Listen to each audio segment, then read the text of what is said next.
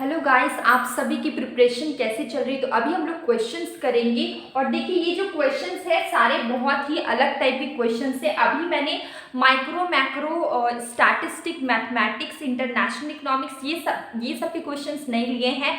मैंने अलग क्वेश्चंस लिए हैं जो कि आपके मनी एंड बैंकिंग में आते हैं। वो सारे टॉपिक से आपके क्वेश्चन है। जैसे कि देखिए यहाँ पे आपका फर्स्ट क्वेश्चन क्या है, match SEBI with the appropriate item among the following. ठीक है, तो सेबी क्या होता है, security exchange board of India. ठीक है, ये आपका क्या है, सेबी है। अब सेबी के बारे में देखिए यहाँ पे मैंने थोड़ा सा इसके बारे में एक्सप्लेन किया है।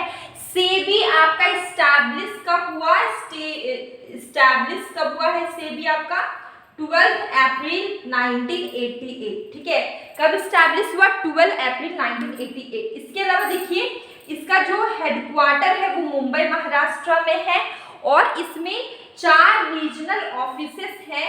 फर्स्ट इज दिल्ली, कोलकाता, चेन्नई और अहमदाबाद। ठीक है, तो इसमें कितने रीजनल ऑफिसेस हैं, यहाँ पे 4 रीजनल ऑफिसेस है, दिल्ली, कोलकाता, चेन्नई और अहमदाबाद। ठीक है, तो ये हम लोग थोड़ा सा सेबी के बारे में जान लिए कि सेबी क्या है। SEBI security exchange board of India कब आया, 12 अप्रैल 1988। हेडक्वार्टर कहाँ है, महाराष्ट्र, मुंबई और 4 रीजनल ऑफिसेस है, दिल्ली, कोलकाता, चेन्नई और अहमदाबाद। ठीक है, तो ये हमारा सेबी से थोड़ा सा रिलेटेड क्वेश्चंस, अगर और भी कुछ आ जाए तो आप इसका आंसर कर पाएंगे, इसलिए ये सब जानना इंपॉर्टेंट है।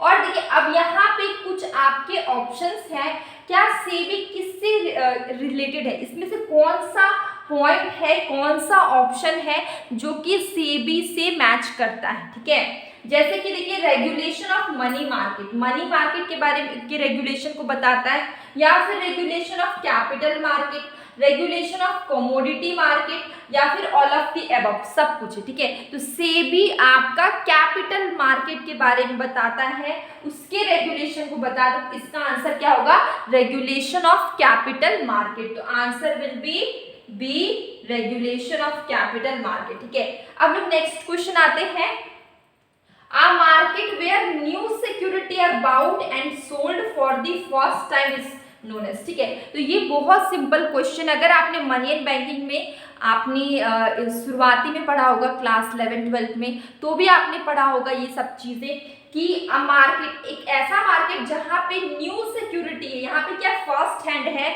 न्यू है। ठीक है, न्यू सिक्योरिटी को बेचा जा रहा है, खरीदा जा रहा है, इसको हम लोग क्या बोलेंगे, न्यू सिक्योरिटी है, मतलब कि प्राइमरी मार्केट। ठीक है, ये फर्स्ट हैंड है मतलब कि प्राइमरी मार्केट। तो यहाँ पे आपको क्या होगा आंसर, प्राइमरी मार्केट, क्योंकि यहाँ पे क्या है, न्यू सिक्योरिटी को बेचा जा रहा है। यहाँ पे एग्जिस्टिंग की बात नहीं करी, जो ऑलरेडी एग्जिस्ट कर रहा है उसकी बात नहीं की जा रही, यहाँ पे न्यू की बात की जा रही है, मतलब कि इसका आंसर होगा प्राइमरी मार्केट। प्राइमरी मार्केट में न्यू सिक्योरिटी को बाय किया जाता है और सेल किया जाता है, तो इसका आंसर होगा आपका बी, प्राइमरी मार्केट। ठीक है, अब लोग यहाँ पे आते हैं, Who is responsible for the collection and publication of monetary and financial information। ठीक है, तो किसकी रिस्पॉन्सिबिलिटी है कि जो कलेक्ट करना है और पब्लिश करना है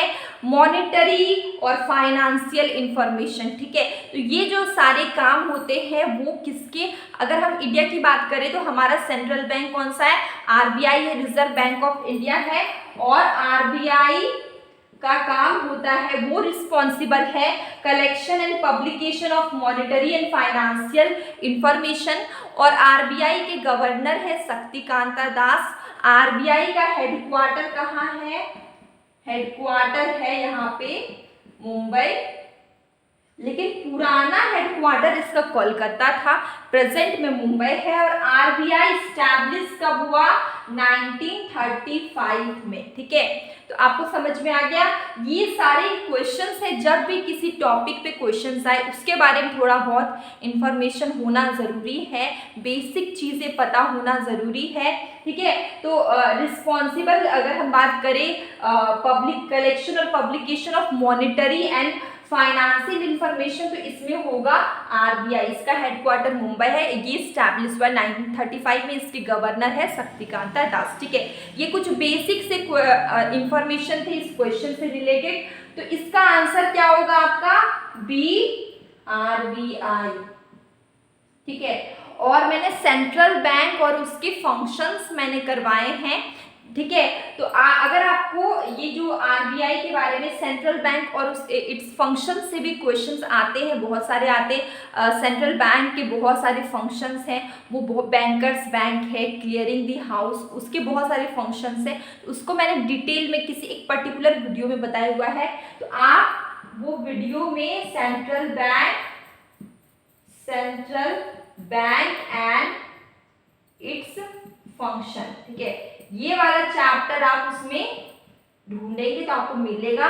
ये भी आपके लिए इम्पोर्टेंट है, अगर आप क्लास 12 में हो या फिर आप बीए कर रहे हैं इकोनॉमिक्स से, या फिर आप आगे नेट की प्रिपरेशन कर रहे हैं, तो भी आपके लिए इम्पोर्टेंट है। क्वेश्चंस आपके मनी एंड बैंकिंग से भी आते हैं, और टोटल 10 यूनिट में से 1 यूनिट आपका मनी एंड बैंकिंग का भी है। ठीक है, तो ये इम्पोर्टेंट है। अब देखिए हम लोग नेक्स्ट क्वेश्चन करते हैं, who is authorised to issue coins in India. ठीक है, जितने भी नोट्स होते हैं, करेंसी होती है, वो आरबीआई की रिस्पॉन्सिबिलिटी है। ठीक है, जो हम लोग ने ऊपर में देखा।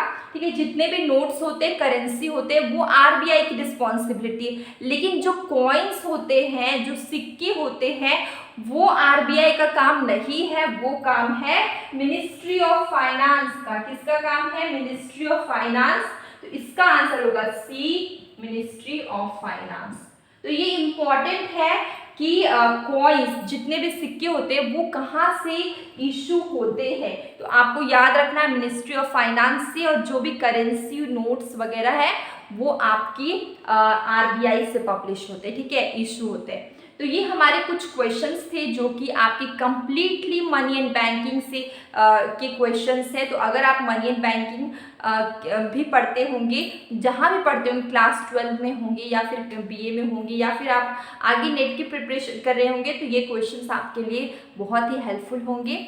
और आपके एग्जाम में क्वेश्चंस आते हैं, 1 मार्क्स के भी क्वेश्चंस आते हैं एमसीक्यूज में, अगर आप स्कूल में पढ़ते होंगे मनी एंड बैंकिंग।